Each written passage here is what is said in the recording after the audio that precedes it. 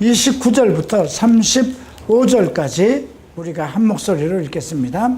모세가 그 증거의 두 판을 모세의 손에 들고 시내 산에서 내려오니 그 산에서 내려올 때에 모세는 자기가 여호와와 말하였으므로 말미암아 얼굴 피부에 광채가 나나 깨닫지 못하였더라. 아론과 온 이스라엘 자손이 모세를 볼 때에 모세의 얼굴 피부에 광채가 남을 보고 그에게 가까이 하기를 두려워하더니 모세가 그들을 부르매 아론과 회중이 모든 어른이 모세에게 오고 모세가 그들과 말하니 그 후에야 온 이스라엘 자손이 가까이 오는지라. 모세가 여호와께서 시내산에서 자기에게 이르신 말씀을 다 그들에게 명하고 모세가 그들에게 말하기를 마치고 수건으로 자기 얼굴을 가렸더라. 그러나 모세가 여호와 앞에 들어가서 함께 말할 때에는 나오기까지 수건을 벗고 있다가 나와서는 그 명하신 일을 이스라엘 자손에게 전하며 이스라엘 자손이 모세의 얼굴에 광채를 보므로 모세가 여호와께 말하러 들어가기까지 다시 수건으로 자기 얼굴을 가렸더라. 왜 모세는 자기 얼굴을 가렸을까요? 오늘날 많은 목사들은 어떨까요? 오늘날 많은 대단하다고 하는 목사들은 누구의 광채를 보이나요?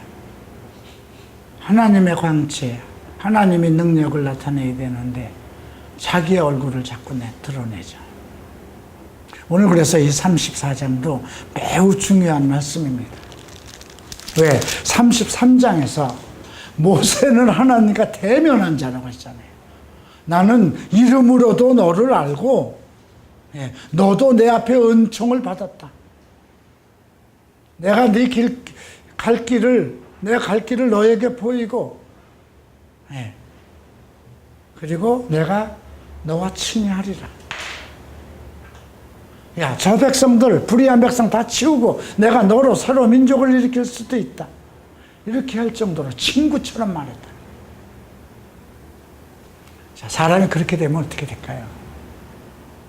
정권의 실세들이 문제가 생기는 거 보면 알죠. 그죠? 대통령 될 때마다 그 친족들과 실세들이 항상 정권 말기에는 다 문제가 생겨요. 어떤 일을 맡겼으면 겸손하게 모세처럼 하나님께서 저들을 치려고 해도 아닙니다. 그들 치면 안 됩니다. 저를 차라리 성경에서 지워주세요. 그래야 되는데 근데 모세를 키운 건 누가 키운 건가요? 하나님이 키웠잖아요. 자, 여러분들 생활 속에서 이거 다 적용해 봐야 돼요. 여러분들 부모가 여러분들을 키웠어요. 참 어렵고 힘들게. 이제 대학교 돼서 다가서 조금 대가리가 크고 나니까 어머니 아버지를 개뿔로 알죠. 나 해준 거 뭐 있느냐. 나이 들어서 부모 오갈 데 없으면 멀리 찾아오지 못할 요양원이나 양로원으로 보내요. 그 쌓아둔 돈은 어떻게 써든지 전부 다 형제들끼리 놀아가지려고요. 그죠? 아버지의 이름으로라는 것을 생각해야 돼요. 그죠? 여러분, 이 말씀은요, 또 다른 측면에서 생각해 봐야 돼요. 예수의 이름이라는 걸 다시 한번 생각해 봐야 돼요.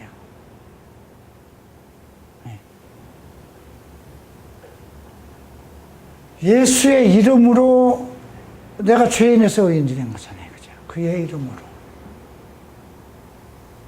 이게 보이지는 않는데 엄청난 값 있는 거잖아요. 그죠? 그의 이름으로 천국에 들어갈 수 있어요. 그의 이름으로 모든 걸 할 수 있어요. 그런데 얼마나 내 이름을 내려고 그래요. 그죠? 예수의 흔적은 없어요. 예수가 한 것은 아니고 다 내가 한 걸로 나타나요. 그죠? 목사들도 그렇고. 이 교만이에요. 아까 아론의 방자함이라는 게 나왔잖아요. 그죠? 자기를 드러내는 교만함. 이것이 하나님 백성들이 가지고 있는 거예요. 모세가 다른 점이 무엇인가? 바로 이거였어요. 그래서 하나님께서 그를 긍휼한 그릇으로 만드셨다는 것입니다. 하나님이 그와 대면해 보던 자라는 것입니다.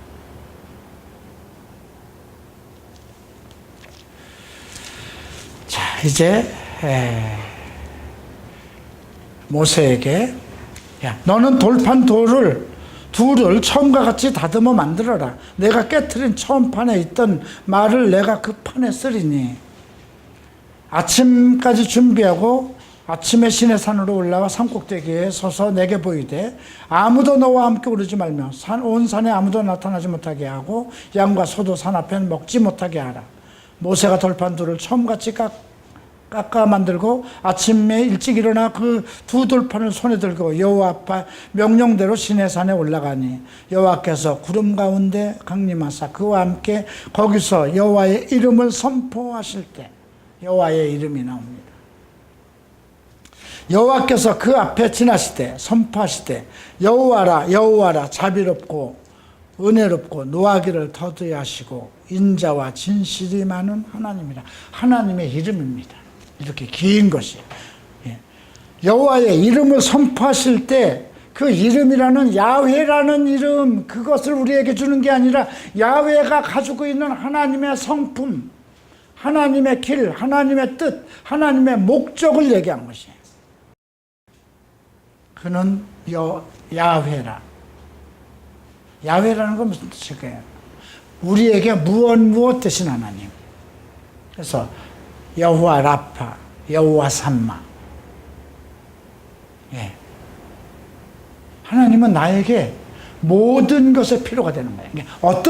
어떤 상황에서도 여호와라는 이름은 다 적용이 되는 거예요. 나의 무엇 되신 분이니까. 네.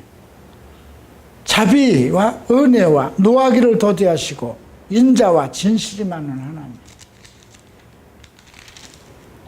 인자를 천대까지 베풀며 악과 과실과 죄를 용서하시리라. 그러나 벌을 면제하지 아니하고 아버지의 악행을 자손 3대까지 보응하리라. 이것은 하나님의 공의입니다. 아비의 죄를 악행을 자손 3, 4대까지 보응하리라. 지금 우리가 신약의 시대가 오지 않았으면 큰일 나는 거예요. 그죠? 예수 그리스도께서 이 모든 것을 정리하셨기 때문에 예수의 이름으로 모든 죄를 단절하시고 저주를 끊어버리셨기 때문에 우리가 아비의 죄가 우리에게 이르지 않는 거예요. 그죠? 조상의 죄가.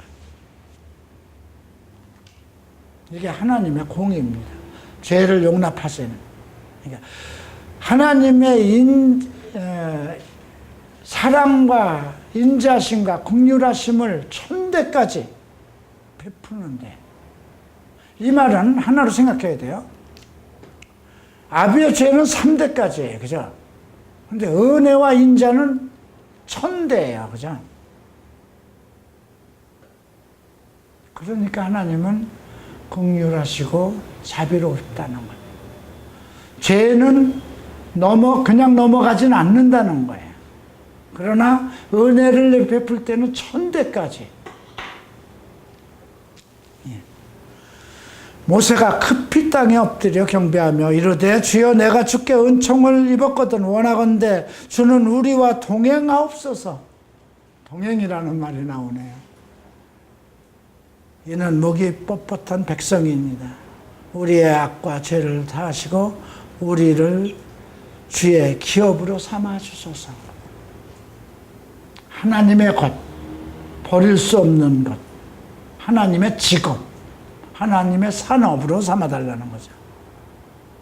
여호와께서 이르시되 보라 내가 언약을 세우나니 곧 내가 아직 온 땅 아무 국민에게도 행하지 아니한 이적을 너희 전체 백성 앞에서 행할 것이라. 내가 머무는 나라 백성이 다 여호와의 행하심을 보리니 내가 너를 위하여 행할 일이 두려운 것임이니라. 너는 내가 오늘 내게 명하는 것을 삼가 지키라. 보라 내가 내 앞에서 아모리 사람과 가나안 사람과 헷 사람과 브리스 사람과 휘족 사람과 여부스 사람을 쫓아내리니. 자, 그리고 첫 번째 무엇일까요? 땅 주민과 언약을 세우지 말라.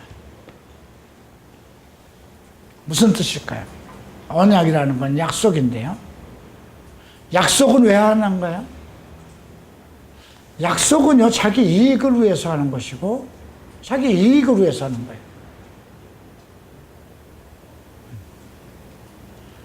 우리가 세상과, 하나님과 함께하는 사람은 세상과 함께하면 안 돼요.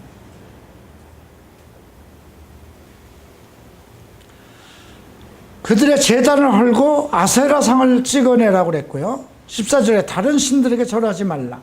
여호와는 질투라. 이름하는 질투의 하나님. 예. 질투의 하나님이라는 건 뭐예요? 다른 신, 우리 하나님의 택한 백성들이 다른 신을 쫓는 것에 대해서 질투하신다는 거죠. 14절 다른 신에게 이제 절하지 말라고 나왔고요. 그들 중에 이제 왜 그러면 땅의 주민들과 언약을 세우지 말아야 되는 이유에 대해서 15절에 얘기합니다. 너는 삼가 그 땅의 주민과 언약을 세우지 말지니 이는 그들의 모든 신을 음란하게 섬기며 그들의 신에게 제물을 드리며 너를 청하면 내가 그 제물을 먹을 감이며 또 내가 그 아들들의 딸들을 내 아들들의 아내로 삼음으로 그들의 딸들이 그들의 신들을 음란하게 섬기며 내 아들들이 그들의 신들을 음란하게 섬기게 할까 합니다. 우리가 정략결혼 같은 걸 하잖아요. 우리가 지난번 다니엘 10장에서도 배웠잖아요. 서로 원수가 서로 유익을 위해서 한밥상에 있으면서 자기 딸들을 주고받고 정략결혼을 하잖아요. 좀 재벌들도 보면 뭔가 정략결혼을, 정치인들과 정략결혼을 하고. 그래서 세상과 결탁하지 말라는 거예요. 오직 하나님에게서 모든 생명의 근원과 복의 근원이 오는 것이라면 세상과 타협하지 말아야 되는데 우리는 늘 세상과 타협하거든요. 자, 그 다음에 이제 21절에 이런 말씀, 19절에 모든 첫 태생은 다 내 것이며 내 가축의 모든 처음 난 것 수컷인 소와 양도 그러하며, 그죠? 첫 새끼, 초태생 하나님께 돌리라는 거예요. 100마리를 놔도 맨 처음 건 하나님 거라는 거죠. 이건 모든 시작을 하나님 앞에서 하라는 뜻입니다. 모든 시작을 하나님께 두라는 것입니다.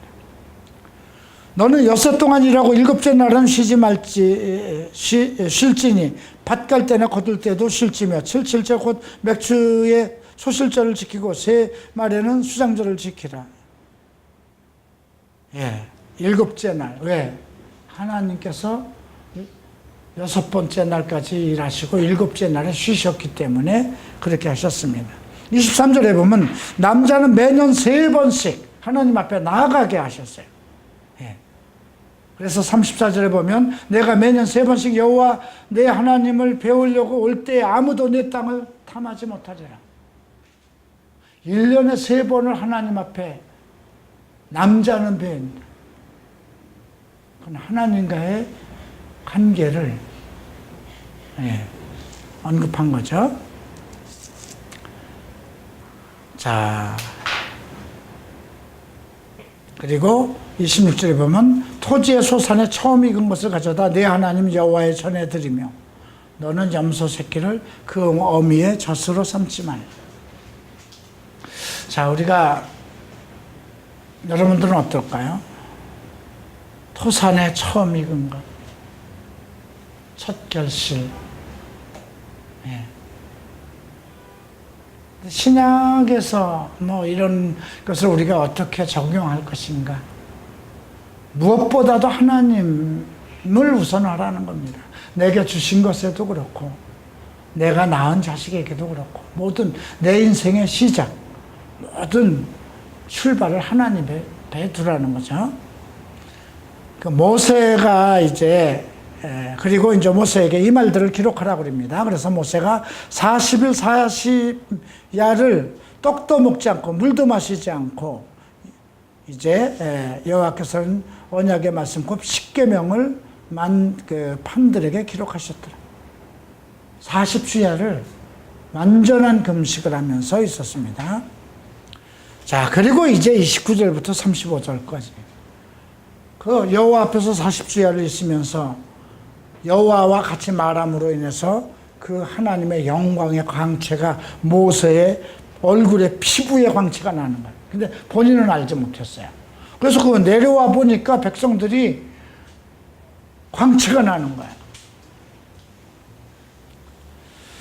그래서 이제 31절 이후에 보면 아론과 회중의 모든 어른이 모세에게 오고 모세가 그들과 말하니 그 후에야 온 이스라엘 자손이 가까이 오는지라. 모세가 여호와께서 시내산으로 내서 자기에게 이르신 말씀을 다 그들에게 명하고 모세가 그들에게 말하고를 마치고 수건으로 자기 얼굴을 가렸더라.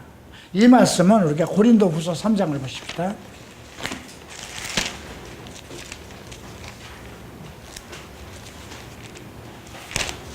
고린도후서 3장 13절에 보면 우리는 모세가 이스라엘 자손에게 장차 없어질 것의 결국을 주목하지 못하게 하려고 수건을 그 얼굴에 쓴 것 같지 아니하노라. 그러나 그들의 마음이 완고하여 오늘까지도 구약을 읽을 때에 그 수건이 벗겨지지 아니하고 있으니 그 수건은 그리스도 안에서 없어질 것이라. 오늘까지 모세의 글을 읽을 때에 수건이 그 마음을 덮었도다. 그러나 언제든지 주께로 돌아오면 그 수건이 벗겨지는지라. 주는 영이시니 주의 영이 계신 곳에는 자유가 있는지. 우리가 다 수건을 벗은 얼굴로 거울을 보는 것 같이 주의 영광을 보며 그와 같은 형상으로 변하여 영광에서 영광에 이르리니 곧 주의 영으로 말미암아. 사람에 취하지 말라는 것입니다. 어느 목사가 엄청난 이적과 기적과 능력을 했다 하더라도 그 모든 능력은 하나님에게서 나오는 것이니 하나님에게 주목해야지 사람의 얼굴에 주목해서는 안 된다는 것입니다. 왜? 하나님께서 그만큼 모세를 중용해서 썼기 때문에 모세가 신이 될 수 있었던 거예요. 왜? 사람들은 어떤 신을 요구하고 눈에 보이는 신, 우상을 그래서 섬기기 시작했는데 장신구를 떼어버리라고 그랬어요. 그리고 나니까 이제 자기 앞에 있는 모세를 보는 거예요. 모세가 하나님 앞에 갔다 오더니 얼굴에서 광채가 나니까 그를 신으로 삼고 싶은 마음이 일어나는 거예요. 그러니까 모세가 백성들의 마음을 알고 얼굴에다 수건을 쓴 거예요. 근데 사실 주의 종들은 이런 마음을 가져야 돼요. 오직 주의 말씀만을 전해야 돼요. 육체는 무익하니 오직 살리는 것은 영이거든요. 그죠? 오늘 이 말씀은 매우 흥미롭고 오늘 3장에 걸쳐서 우리에게 주는 메시지가 있었습니다. 자, 혹시 질문하실 거 있으면 질문하시기 바랍니다.